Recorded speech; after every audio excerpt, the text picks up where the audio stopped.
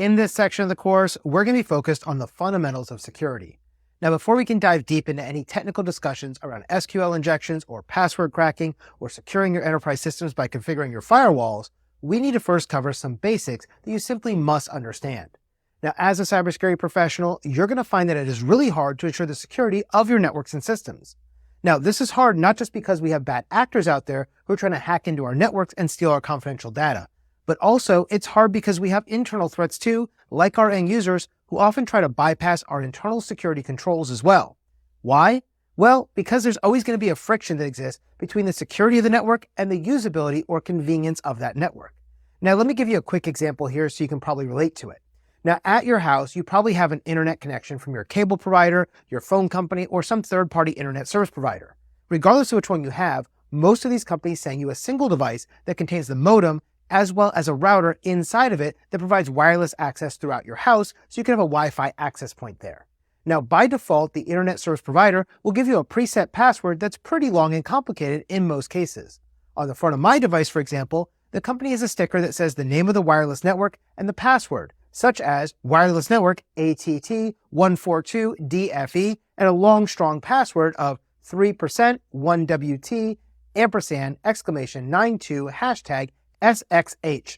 Now, I don't know about you, but that's a pretty long and complicated looking password. Now, most users will simply change this password to something easier to remember, like magic2912 or cupcake hashtag 1 or something like that. Now, while this is great for convenience and usability, it really does decrease the level of security you have because it's easier for a cyber attacker to crack that password because it is short and it uses dictionary words inside of it. But that longer, more complex password, which is normally more secure, is actually really difficult to memorize, and this also brings another critical weakness to it, which is the fact that it's printed right on the front of the modem for anybody who walks by to see it and write it down. Now, the truth of the matter is that with security and usability, we're always going to have these two things at odds. Even if you create the most secure system in the world, your end users will try to bypass those restrictions you put in place because it's making their day job much more difficult to complete. So remember, our end users are people, and people want things easy. They want them convenient. But as we give them more convenience, we're usually going to have to loosen up our security posture a little bit. And conversely, if we try to increase security too much, we're going to make things so challenging and so difficult for our users that they're actually going to take away all of that convenience level and they'll try to find ways around what we've done. Now, as a cybersecurity professional, this is a delicate operational balance that we're always dealing with inside of our organizations. Our organizations are having to fight this challenge all the time to be able to support the convenience that our users want while giving them more security. And this is one of the reasons why we continue to have cyber attacks and data breaches to this day, because as we give them more convenience, we loosen up our security. Now, in 2022, the average major company that had a data breach spent $4.35 million per data breach. That is an amazing and large figure. But the reason it is because we have a security versus convenience trade-off that's happening, and people have chosen the wrong things to trade off. Now, we can make things easier for our users, for them to be able to get their work done on a daily basis, but still making sure it's challenging enough that our threat actors can't hack their way into our networks. And that right there is the dream. That's the sweet spot we're trying to obtain. So in this section of the course, we're going to start out by covering the fundamentals of security. And before we do that, we need to cover two important definitions. Now, whenever you're working as a cybersecurity professional, you're going to hear people talk about two key terms when we're talking about security. We talk about these as information security and information system security.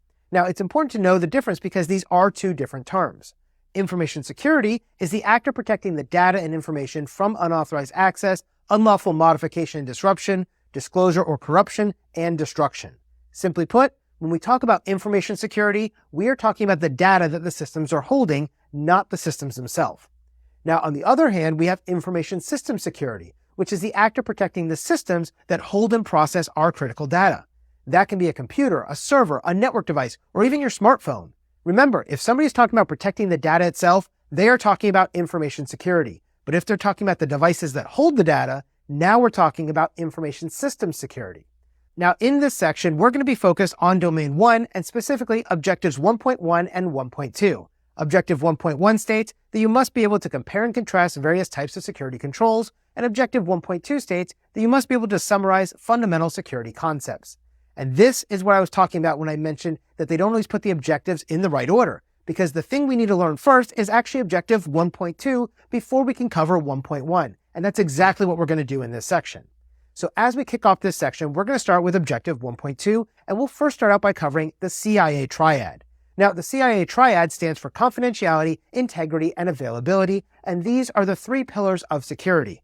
Confidentiality ensures that information is only accessible to those with the appropriate authorization. For example, if you encrypt sensitive files so only authorized people can read them and decrypt them, that is confidentiality. Now, integrity is going to ensure that data remains accurate and unaltered unless modification is required. For example, checksums can be used to verify that a file has not been changed or corrupted as it moves along our network during a data transfer. Availability ensures that information and resources are accessible and functional when needed by authorized users. So a good example of availability would be your website when you implement redundancy measures to ensure it remains online and up anytime, regardless of how much traffic it's receiving. So even if you have a period of high traffic, it'll be able to handle that due to your redundancy, and this gives you good availability. Next, we're going to cover the concept of non-repudiation. Non-repudiation means guaranteeing that a specific action or event has taken place and cannot be denied by the parties involved. For example, if I send you an email and I digitally sign it, that's going to ensure that I cannot deny sending you that particular message because my digital signature is attached to it.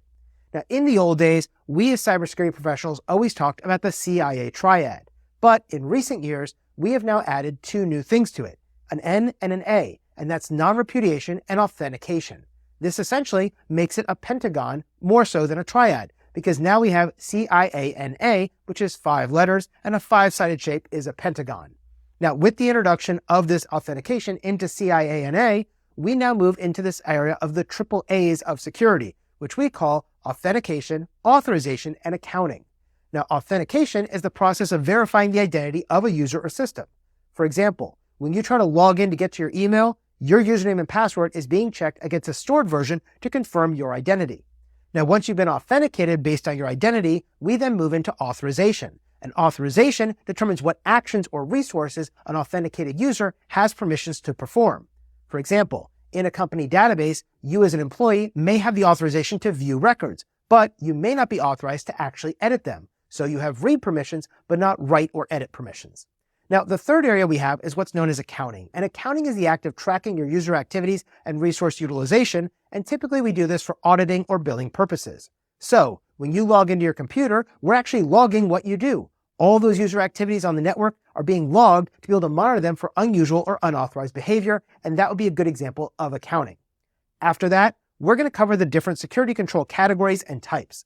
Now, security controls are measures or mechanisms that are put in place to mitigate risks and protect the confidentiality, integrity, and availability of information systems and their data. These security controls can be grouped into categories like technical, managerial, operational, and physical controls. But we can also discuss the different types of security controls we have, like preventative, deterrent, detective, corrective, compensating, and directive controls. Then we'll discuss this concept known as zero trust. Now, zero trust is a newer security model that operates on the principle that no one, whether inside or outside of your organization, should be trusted by default, and verification is going to be required from everybody who's trying to gain access to your system's resources. Now, in order to achieve zero trust, we have to use a control plane and a data plane. The control plane consists of the adaptive identity, threat scope reduction, policy-driven access controls, and secured zones. The data plane, on the other hand, is going to be focused on the subject and system, the policy engine, the policy administrator, and establishing policy enforcement points. Finally, we're going to take a short quiz to see what you learned during this section of the course and review each of those quiz questions fully to ensure that you can explain each question and why the right answer was right. So let's get started diving into the fundamentals of security in this section of the course.